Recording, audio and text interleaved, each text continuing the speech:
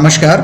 CBSE class 10th result series का ये 8वां video है। इसमें हम कुछ प्रचंड प्रश्नों और भ्रमों के बारे में चर्चा करेंगे। कुछ टेरिफिक क्वेश्चंस और कंफ्यूजन्स के सवाल ढूंढेंगे जो कि बहुत आवश्यक हैं। ये सवाल होंगे रेफरेंस ईयर से रिलेटेड, ओवरऑल एवरेज और सब्जेक्ट एवरेज से रिलेटेड, मैथमेटिक्स बेसिक अगर किसी स्कूल में है इस साल तो उसके लिए क्या रेफरेंस ईयर होगा, छठे और सातवें सब्जेक्ट का मार्क्स अलॉटमेंट कैसे होगा, और खास बात अगर कोई स्टूडेंट एब्सेंट रहा है सारे एग्जामिनेशंस में और वो अभी भी ट्रेसेबल नहीं है तो उसके लिए क्या करना होगा। तो सबसे पहले देखते हैं कि रेफरेंस ईयर क्या होगा। रेफरेंस ईयर की बात करें तो सीबीएसई आपके स्कूल या किसी भी स्कूल के पिछले 3 साल का डेटा अवेलेबल कराएगा, यानी 2017-18 सेशन, 2018-19 सेशन एंड 2019-20 सेशन। इनमें से जो बेस्ट परफॉर्मेंस होगी स्कूल की उसको रेफरेंस ईयर मान लिया जाएगा। Best performance out of last 3 years. Let's say अगर हम 2017-18 की बात करें तो किसी स्कूल की जो परफॉर्मेंस है यानी ओवरऑल एवरेज है वो 54.6 है।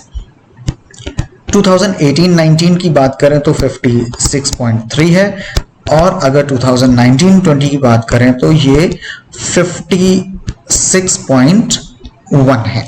यहां पर हम देखेंगे 2018-19 की जो परफॉर्मेंस है वो बेस्ट परफॉर्मेंस है। ऐसी स्थिति में इस पर्टिकुलर स्कूल के लिए 2018-19 क्या हो जाएगा, रेफरेंस ईयर हो जाएगा, और आगे का जो भी रिजल्ट कंपाइलेशन होगा इसी ईयर को रेफरेंस ईयर मानते हुए होगा। अब कुछ कंडीशंस बन जाती हैं। लेट से कि कोई एक ऐसा स्कूल है जिसने केवल 2018-19 और 2019-20 में 10th का बोर्ड एग्जाम फेस किया हुआ, यानी 2 साल का डेटा अवेलेबल है, तो क्या होगा यहाँ पर best performance out of 2 years. पिछले 2 साल की जो बेस्ट परफॉर्मेंस होगी उसको रेफरेंस ईयर मान लिया जाएगा। कोई स्कूल ऐसा होगा जिसने केवल एक बार बोर्ड का एग्जाम दिया होगा, यानी 2019-20 में ही बोर्ड का एग्जाम दिया होगा, तो यहाँ पर 2019-20 की जो परफॉर्मेंस होगी उसको ही रेफरेंस ईयर मान लिया जाएगा। एक और केस बनता है कि जहां पर कोई स्कूल ऐसा हो सकता है जिसने अभी तक बोर्ड जिसके स्टूडेंट्स ने बोर्ड नहीं फेस किया हो और पहली बार वो बोर्ड एग्जामिनेशन फेस करने जा रहे होंगे। ऐसी कंडीशन में सीबीएसई क्या करेगा, ऐसे स्कूल के डिस्ट्रिक्ट का एवरेज, जिले का एवरेज डेटा अवेलेबल कराएगा, जो एवरेज स्कोरिंग है उसको अवेलेबल कराएगा, और उसको रेफरेंस मानते हुए उस डिस्ट्रिक्ट की एवरेज परफॉर्मेंस को रेफरेंस मानते हुए रिजल्ट कंप्यूटेशन, रिजल्ट कंपाइलेशन किया जाना है। यहां पर 2 महत्वपूर्ण प्रश्न और आ जाते हैं जिनको समझ लेना बहुत जरूरी है।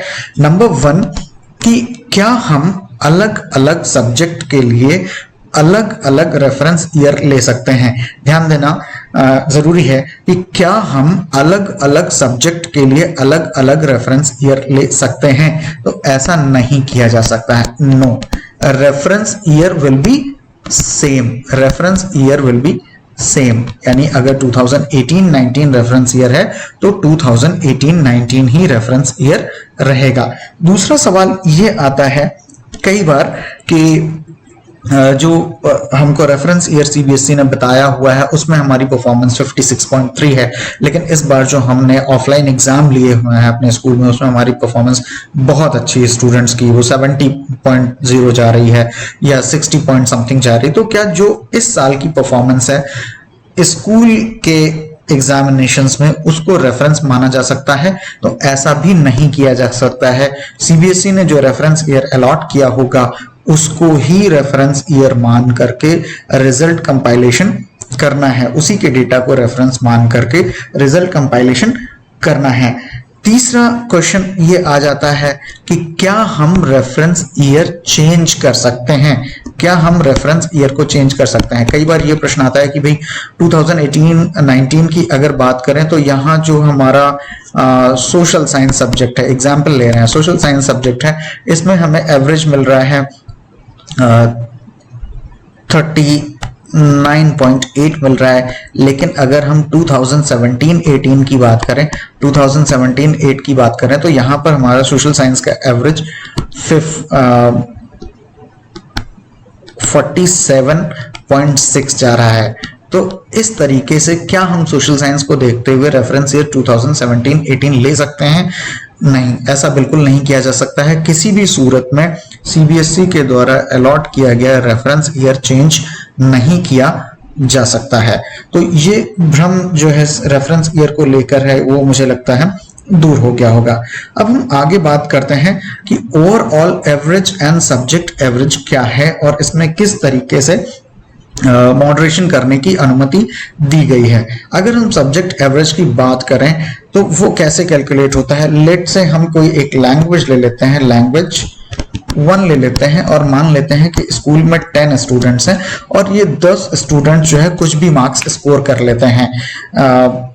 आउट ऑफ 80 अगर बात करी जाए, 80 का क्वेश्चन पेपर है तो किसी ने 25 स्कोर किया, किसी ने 36 स्कोर किया, किसी ने 47 स्कोर किया, किसी ने 65 स्कोर किया। इस तरीके से 10 स्टूडेंट्स 10 अलग अलग मार्क्स लेकर के आते हैं। हमको क्या करना होगा? इन सारे के सारे मार्क्स को टोटल कर लेना होगा, ऐड कर लेना होगा, जो भी इसका एडिशन आ जाता है और उसको टोटल नंबर ऑफ स्टूडेंट्स जो कि हमारे पास 10 है उसको 10 से डिवाइड कर देना होगा। जो भी निकल करके यहां पर आएगा वो हमारा निकलेगा सब्जेक्ट एवरेज। क्या निकलेगा? सब्जेक्ट एवरेज निकलेगा। यानी ये सब्जेक्ट एवरेज हो गया, परफॉर्मेंस हो गई उस पर्टिकुलर ईयर में। अगर नंबर ऑफ स्टूडेंट 10 की बजाय 36 है तो क्या होगा?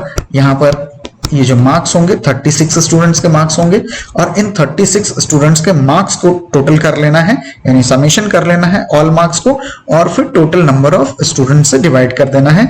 यानी कि यहां जैसे हमने 10 से डिवाइड किया है 36 से डिवाइड किया जाएगा। तो सिंपल है, किसी भी सब्जेक्ट के स्टूडेंट्स द्वारा स्कोर किए गए सारे मार्क्स का टोटल करना और टोटल नंबर ऑफ स्टूडेंट्स से डिवाइड कर देना, सब्जेक्ट एवरेज निकाल देता है। ये है। अब हम बात करते हैं ओवरऑल एवरेज की बात करें। ओवरऑल एवरेज की अगर बात करते हैं तो ओवरऑल एवरेज को कैलकुलेट करने के लिए थोड़ी सी और मेहनत करनी पड़ती है। ये निकलेगा कि सभी सब्जेक्ट में, ऑल सब्जेक्ट्स, ठीक है, सभी सब्जेक्ट में सभी स्टूडेंट्स ने, ऑल स्टूडेंट्स ने जो भी स्कोर किया हुआ है उसको सबको ऐड कर लेना है, राइट? क्या करना है? और ये काम किया जाएगा किसके लिए? 5 मेन सब्जेक्ट्स के लिए किया जाएगा। ये किया जाएगा किसके लिए? 5 मेन सब्जेक्ट्स के लिए किया जाएगा।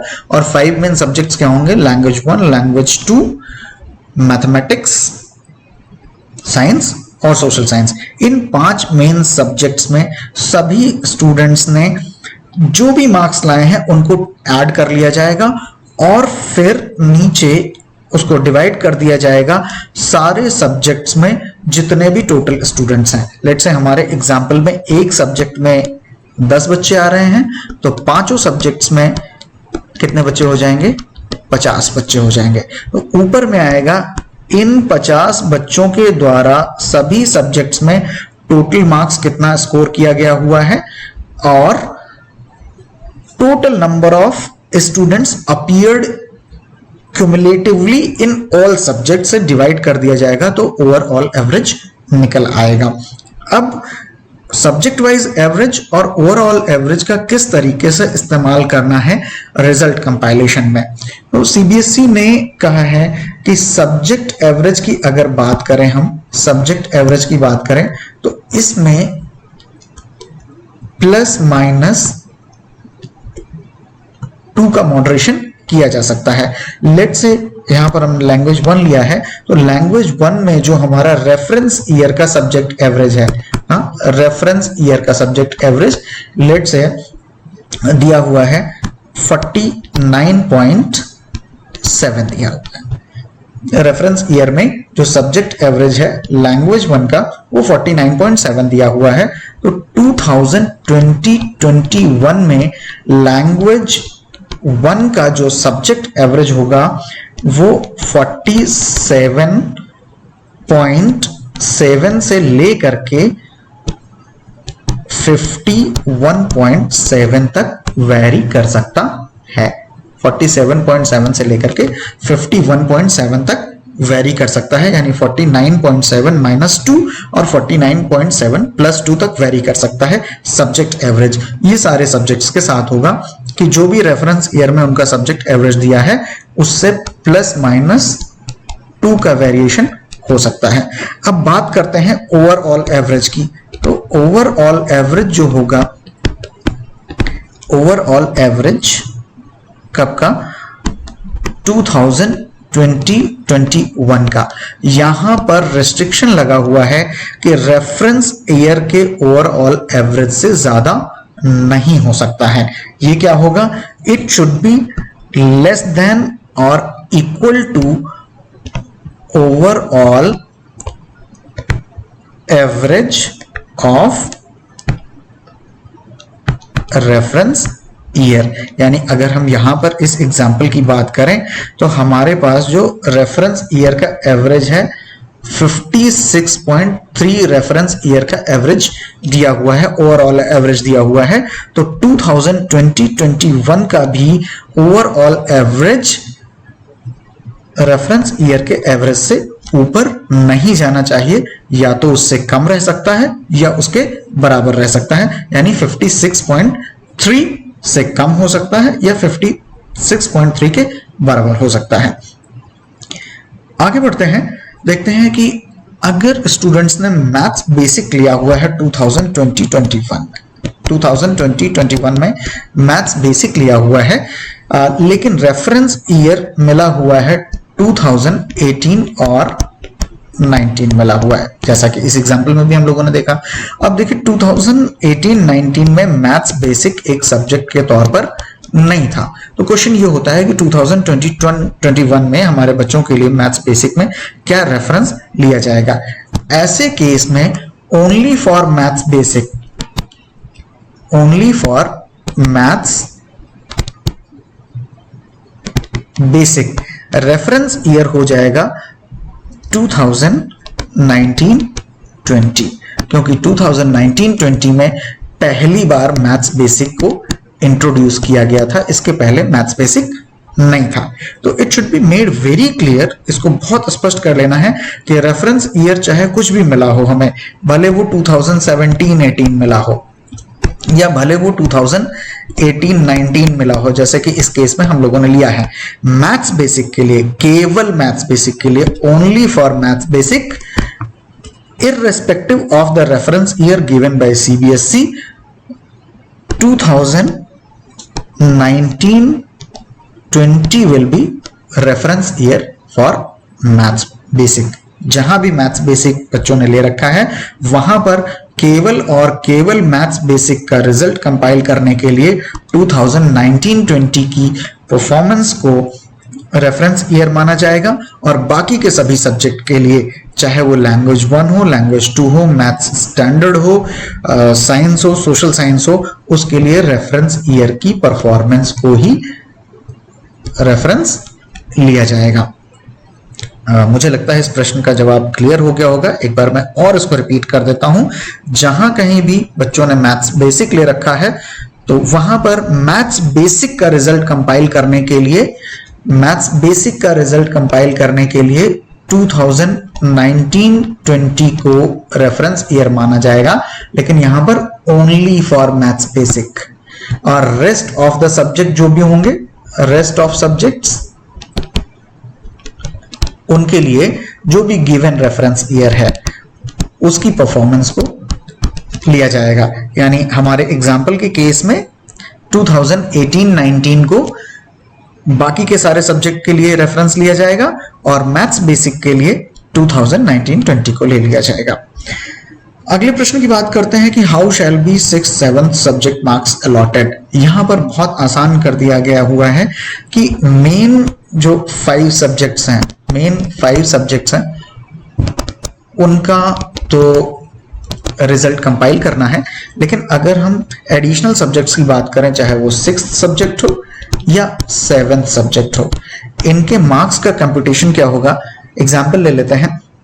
मान लीजिए कोई स्टूडेंट है रोहन नाम का, उसने लैंग्वेज 1, लैंग्वेज 2 मैथ्स, या हम बेसिक और स्टैंडर्ड नहीं लिखते हैं, सीधे मैथ्स लिख लेते हैं, जो भी हो उसका, साइंस और सोशल साइंस, ये 5 सब्जेक्ट हैं। इन 5 सब्जेक्ट में आउट ऑफ 80 जब वो स्कोर करता है, लैंग्वेज में 40 कर लेता है, लैंग्वेज 2 में 45 कर लेता है, मैथमेटिक्स में 60 कर लेता है, और साइंस में 55 स्कोर कर लेता है, और सोशल साइंस में 45 स्कोर कर लेता है। तो सीबीएसई ने बताया हुआ है कि out of the main 5 subject जो बेस्ट 3 सब्जेक्ट्स की परफॉर्मेंस होगी उसका मीन निकाल करके converted into the maximum marks of 6th और 7th सब्जेक्ट। फॉर एग्जांपल किसी ने 6th सब्जेक्ट जो है आईटी ले रखा हुआ है, 6 सब्जेक्ट आईटी ले रखा हुआ है, और इसके जो मैक्सिमम मार्क्स होते हैं वो 50 होते हैं, क्योंकि 50 जो है इंटरनल प्रैक्टिकल होता है। तो यहां पर देखिए बेस्ट परफॉर्मेंस 60, 55 और 45 यहां भी है, यहां भी। तो इन तीनों का मीन निकाल लिया जाएगा, ठीक है, इन तीनों का मीन निकाल लिया जाएगा। सबसे पहले हम मीन निकालते हैं। मीन निकालने के लिए तीनों को जोड़ दिया जाएगा, ये हो गया 160, और मीन निकालने के लिए 3 से डिवाइड कर देंगे, और ये आ जाता है कितना, 15 और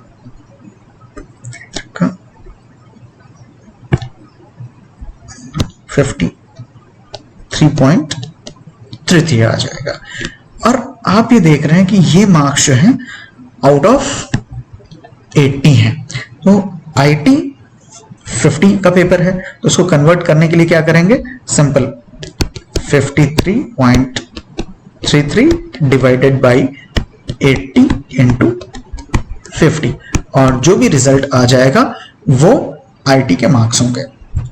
I think it would be very clear. क्या है, एक बार फिर से रिपीट कर देते हैं कि अगर रोहन ने 5 सब्जेक्ट्स में 40, 45, 60, 55 और 45 स्कोर किया हुआ है, तो बेस्ट 3 सब्जेक्ट्स को ले लेंगे, उनको ऐड कर लेंगे, और ऐड करने के बाद उसका मीन निकाल लेंगे, यानी 3 से डिवाइड कर देंगे, और जो भी आता है उसको आईटी के मैक्सिमम मार्क्स में कन्वर्ट कर लेंगे। और मैक्सिमम मार्क्स में कन्वर्ट करने के लिए सिंपल सा है, जो भी मार्क्स आते हैं उसको आपको 80 से डिवाइड करना है और कंसर्न सब्जेक्ट के मैक्सिमम मार्क्स से मल्टीप्लाई कर देना है। जो भी रिजल्ट आएगा यहां पर वो मार्क्स हो जाएंगे 6 सब्जेक्ट के, और यही प्रोसेस 7th सब्जेक्ट के लिए भी करना होगा। अगला सवाल है, what if student has been absent in all exams and is not traceable now. तो पहली चीज तो ये जानिए कि जब भी सेशन शुरू हुआ वहां पर ऑनलाइन एग्जाम्स हुए और ऑनलाइन ऑफलाइन एग्जाम हुए। स्कूल्स ने 2 तरीके से इस बार एग्जाम्स लिए, ऑनलाइन और ऑफलाइन एग्जाम्स। अब कोई स्टूडेंट या कुछ स्टूडेंट्स हो सकते हैं जिन्होंने कोई भी एग्जाम ना दिया हो, ना तो किसी भी तरीके का पीरियोडिक असेसमेंट दिया हो, ना ही हाफ ईयरली असेसमेंट दिया हो, और ना ही प्री बोर्ड असेसमेंट दिया हो, या अगर स्कूल ने किसी तरीके का यूनिट टेस्ट वगैरह कराए हुए हैं या मंथली टेस्ट कराए हुए हैं, वो किसी भी तरीके के एग्जामिनेशन स्टूडेंट ने नहीं दिए हैं। तो ऐसी स्थिति में क्या करना है, सबसे पहले तो कोशिश करना है कि किसी भी तरीके से, चाहे ऑनलाइन या ऑफलाइन, या सीबीएसई यहां तक कहता है कि आप टेलीफोनिक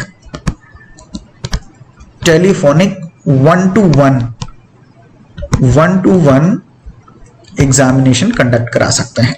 ठीक है, ये तो हो गया कि स्टूडेंट अगर घर पर है या ट्रेसेबल है, ऐसी कंडीशन में उसका किसी भी तरीके से ऑनलाइन, ऑफलाइन या टेलीफोनिक एग्जामिनेशन कंडक्ट करा लिया जाए और मार्क्स अलॉटमेंट कर दिए जाए रिजल्ट कमेटी के साथ बैठ करके उनके डिसीजन के अनुसार।